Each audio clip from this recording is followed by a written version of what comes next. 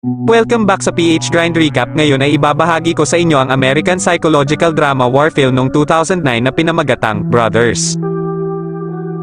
Spoilers ahead, watch out and take care. Noong ika-7 ng Oktubre 2007, isang pangkat ng mga sundalo ang sumailalim sa paghahanda para sa isang mapanganib na misyon sa Afghanistan. Ang isa sa mga sundalo na nagsilbi bilang kapitan na si Sam ay kailangang mag-iwan ng asawa at 2 anak na babae. Kaya naman sumulat si Sam ng liham ng pamamaalam sa kanyang asawa kung sakali mang mamatay siya sa kanyang misyon. Nang maglaon, ang sulat ay ipinagkatiwala kay Major Cavazos. Bago pumunta sa kanyang misyon, naglaan si Sam ng oras upang umuwi upang makipagkita at magpaalam sa kanyang pamilya. Sa kabilang banda, kakalabas lang sa kulungan ang nakababatang kapatid ni Sam na si Tommy matapos mahuli sa kasong robbery sa bangko. Si Tommy at Sam ay magkaibang tao, ngunit mahal na mahal ni Sam ang kanyang nakababatang kapatid. Pagkatapos na sunduin ni Sam at makarating sa bahay, naghapunan sila kasama ang kanilang ama, si Hank, at ang kanilang stepmother na si Elsie. Tila hindi gusto ni Grace si Tommy noong mga panahong iyon at kinasusuklaman rin ni Hank ang kanyang bunsong anak dahil napakapabaya nito. Idinaos ang hapunan para salubungin si Tommy sa pag-uwi at ipagdasal si Sam bago ang misyon. Dahil sa kanyang ugali sa kulungan, hindi na mamalaya ni Tommy na siya ay nagsasabi ng mga hindi magandang bagay sa hapagkainan kahit na wala siyang masamang ibig sabihin. Agad naman itong binanggit ng kanyang ama na hindi komportable sa paraan ng pagsasalita ni Tommy at nagkaroon ng pagtatalo sa hapagkainan. Prison food. Tommy? Pagkatapos ng pangyayari, umalis si Tommy pero hindi nakalimutang ipagdasal ang pag-alis ni Sam. Di naglaon, noong ika-12 ng Oktubre, sa wakas ay dumating si Sam at ang kanyang mga tauhan sa Afghanistan. Nagsusuri sila sakay ng helicopter nang mangyari ang hindi inaasahan. Dumating ang mga military representatives sa bahay ni Grace para ibahagi ang malungkot na balita na namatay na ang asawa nito. At napaiyak na lang si Grace sa balitang narinig. Kinagabihan, dumating ang lasing na si Tommy upang ibalik ang sasakyan ni Grace hanggang sa sinabi nito kay Tommy ang pagkamatay ni Sam. Kinabukasan, pumunta sila sa libing ni Sam at ayon sa kanilang mandato, ibinigay ni Major Cavazos ang sulat ni Sam kay Grace. Sa kabilang banda, nag-alok si Tommy na magmaneho ng sasakyan ng pamilya para ihatid sila pauwi, ngunit tumanggi si Hank at sa halip ay sinabihan si Tommy na maghanap ng trabaho para magkaroon siya ng sariling sasakyan. Muling naganap ang tensyon sa pagitan ng mag-ama kung saan sinisi ni Hank si Tommy sa pagiging basagolero, at sinisi naman ni Tommy si Hank sa pagkamatay ng kanyang ina. Sa kabilang panig, sa desyerto ng Afghanistan, lumalabas na si Sam at ang isa niyang tauhan, si Joe, ay nakaligtas sa pagbagsak ng helicopter, ngunit sila ngayon ay mga hostage ng mga terorista sa Afghanistan. Sa gabi, si Grace na namamalansya ng damit ay biglang nakatanggap ng tawag mula kay Tommy. Gusto pala ni Tommy na humingi ng tulong kay Grace para ipahiram siya ng pera pambayad sa mga ininom niya sa bar. Hindi napigilan ni Grace na pumunta sa bar para bayaran ang mga ito at galit na galit siya dahil hindi maintindihan ni Tommy ang sitwasyon na nangyayari sa pamilya. Kinabukasan, ginising ni Maggie si Tommy at nagluto ng pancake para sa kanyang ina. Hindi nagtagal, dumating si Hank at humingi sila ng tawad sa isa't isa para sa away na nangyari. Inihayag ni Hank na si Tommy ay talagang isang matalinong bata ngunit nakalulungkot na agad siyang sumuko, hanggang sa umupo si Hank at umiyak dahil naalala si Sam na namatay. Sinubukan ni Tommy na pakalmahin si Hank at pagkatapos nito, sinubukan niyang bumawi sa kanyang pamilya sa pamamagitan ng pagkuha sa kanyang mga kaibigan para ayusin ang kusina ni Grace. Pero nagulat at hindi nagustuhan ito ni Grace kaya kinausap niya si Tommy. Sinabi niya na dapat ay humingi muna siya ng permiso para gawin iyon pero dahil naumpisahan na ito, pumayag na lang si Grace. Pagkalipas ng 2 buwan, sa maliit na butas lang nakakadungaw sina Sam at Joe at binibigyan lamang ng kaunting pagkain. Hanggang sa dinala sila sa isang lugar, pinaalalahanan ni Sam si Joe na huwag magbigay ng anumang impormasyon kabilang ang tungkol sa kanilang pamilya. Noong pinalabas na sila, nakita nila ang 2 leader ng terorista, sina Murad at Yusef, na casual na pinatay ang isa sa kanilang mga kasamahan dahil sa kapabayaan habang nagtatrabaho. Si Sam at Joe naman na hinilingang gumawa ng mensahe para sa kanilang sariling bansa, ang Amerika, ngunit dahil sa pagtanggi nila, pinahirapan sila. Dahil hindi niya nakayanan ang pagpapahirap na kanyang natanggap, sumuko na si Joe at nagbigay ng mensahe sa Amerika na wala silang karapatang makialam sa Afghanistan at nagdeklara siya na umalis sa kanyang misyon. Bumalik sa bahay para pasayahin si Grace mula sa kalungkutan ng pagkawala ng kanyang asawa, pininturahan ni Tommy ang isa sa mga silid sa bahay ni Grace. Pagkatapos ay biglang hindi sinasadyang nabuhusan ni Maggie ng pintura ang isa sa mga kaibigan ni Tommy at pumunta si Grace upang kumuha ng pampalit na damit mula sa wardrobe ni Sam. Pero nang makita niya ang mga damit ni Sam, naalala na naman ito ni Grace at naging emosyonal na naman.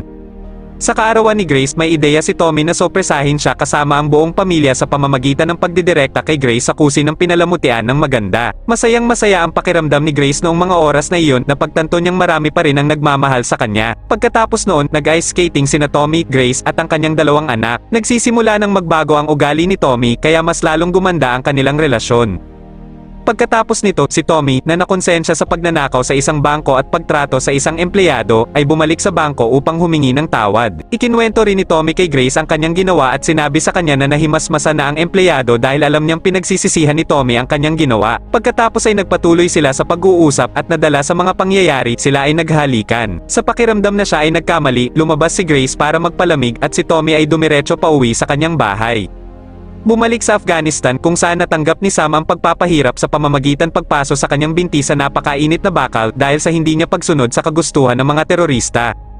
Kinabukasan, si Sam, na na-depress na dahil sa ilang buwang pagkakakulong at pagkagutom, ay hiniling sa kanya na patayin si Joe dahil alam ng mga terorista na si Joe ay wala ng silbi at dagdag na lamang sa mga papakainin. Noong una hindi sinunod ni Sam ang utos pero dahil patuloy siyang sinisigawan at pinagbabantaan na papatayin, si Sam, na gusto pa ring makita ang kanyang pamilya ay binugbog si Joe hanggang sa mamatay ito sa kanyang mga kamay.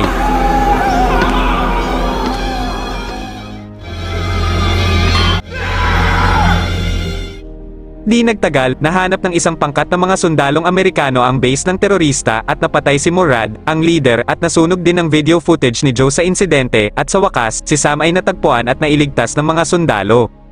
Sa bahay, dumating muli si Tommy para kumpunihin ang sirang aparador sa kusina ni Grace pati na rin para bisitahin ang dalawa niyang pamangkin. Hindi nagtagal, dumating si Hank at hinangaan ang husay ni Tommy sa pag-aayos ng maraming bagay doon. Pagkatapos ay naglaro si Tommy sa snow kasama ang kanyang mga pamangkin. Biglang nakatanggap ng tawag si Grace at laking gulat nito nang matanggap ang balita na natagpo ang ligtas ang asawa niyang si Sam.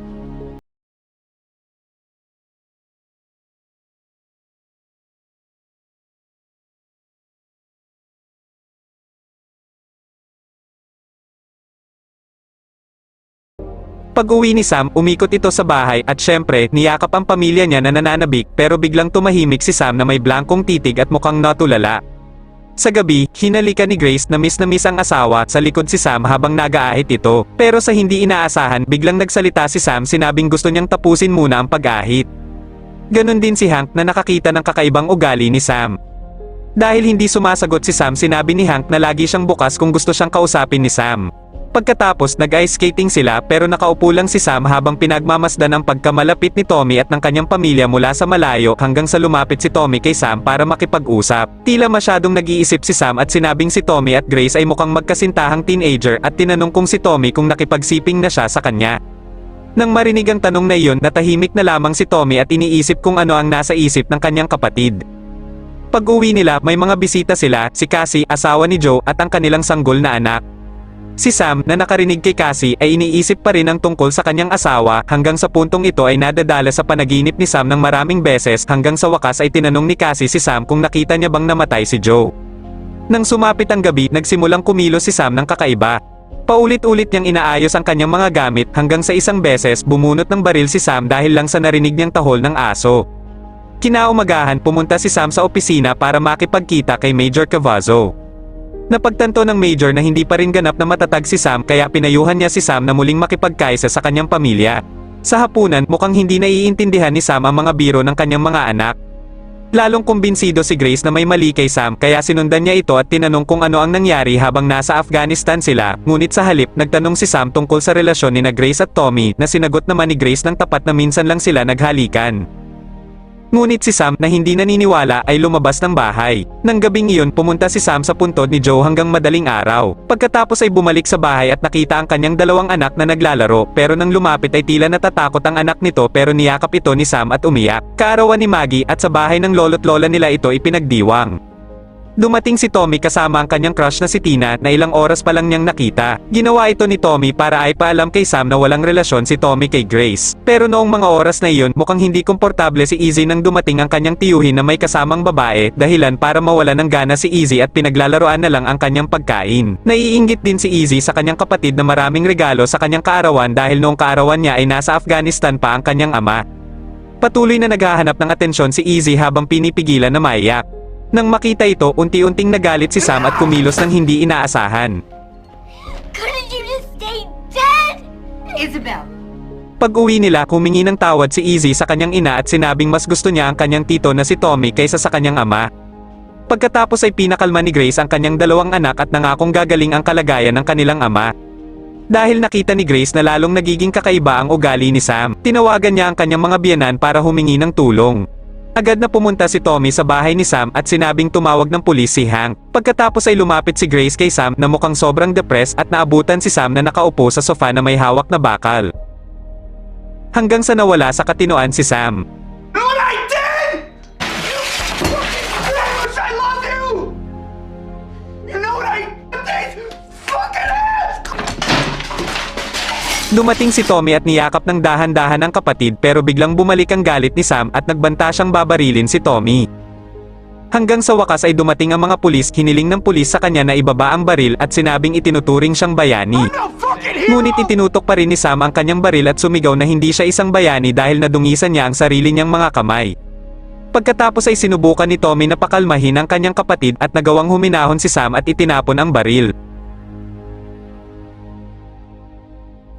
Ngayon si Sam ay nasa isang mental hospital habang si Grace ay binuksan ang liham na isinulat ni Sam. Nakasulat doon na mahal ni Sam ang kanyang asawa at mga anak. Maya-maya, tinawagan ni Sam si Tommy dahil nakonsensya siya at biglang naisip ang kapatid. Di nagtagal, binisita ni Grace si Sam sa mental hospital. Nagtanong muli si Grace tungkol sa kung ano talaga ang nangyari sa Afghanistan at kung bakit palaging pinarurusahan ni Sam ang sarili. Sa huli, pinagtapat ni Sam na pinatay niya si Joe gamit ang kanyang sariling mga kamay. At dito na natapos ang pelikula.